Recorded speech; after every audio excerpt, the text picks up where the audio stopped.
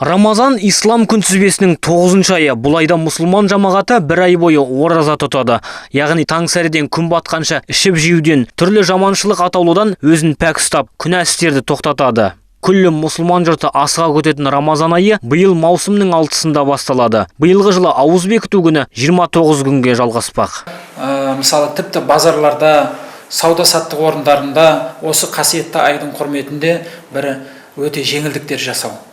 Халыққа деген жеңілдіктер жасау. Адам баласының өзінің берілетін фитр садақасы дейді. Яғни жоқ жетіктерге, тағы басқа қиын қыстау кезеңдерге тап болған кісілерге, қазіргі таңда осы мешіттерге әкеп фитр садақаларын беріп жатыр. Сол кісілерге мінекей биылғы жылғы әлбетте олар құрмадан, тағы басқа нәрселерден де беруге болады. Бірақ енді Қазақстанда ең көп тұтынатын тағам ол бидай болғандықтан, сол бидайдың құныменен 200 теңге деп әр кісіге, мысалы жан басына дейміз ғой, семьяда 5 кісі болатын болса, мысалы әр кісіге 200 теңгеден фитр садақасы.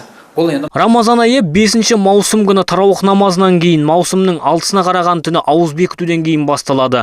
Биылғы Рамазан айының ерекшелігі сол, ең ұзақ күнге келіп отыр. Яғни ауыз бекіткен адам 18 сағатқа жуық уақыт бойы берік ұстау қажет. Қызылжар орталық мешітінің бас имамының айтуынша, биылғы жылы ауыз бекітіп, ораза тұтқан адамның сауабы ерекше болады дейді.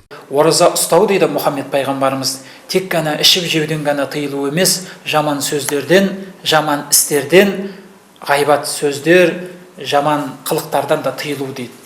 Алла Субхану тағала хадис құдсиде айтқан екен: сіздердің күні бойы аш жүргендерің маған керек емес, егер де сіздердің істегендеріңіз жамандық, айтқандарыңыз ғайбат өсек болатын болса, онда мен сіздердің оразаларыңызды қабыл қылмаймын деген екен. Айта кету керек, биылғы Қадір түні шілденің 1 мен 2-сіне қараған түніне тұспа-тұс келіп отыр. Сонымен бірге Қызылжар орталық мешітінің қабырғасында Рамазан айында ұлттық тағамдардан дастархан жайылады.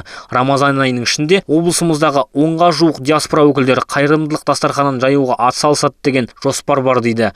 Әр қайсынан 200 адамға ас әзірленеді. Ал Рамазан айының соңғы күні шілденің 4-іне келеді. Одан кейін шілденің 5 мен 7 аралығында 3 күн ораза айты тойланады.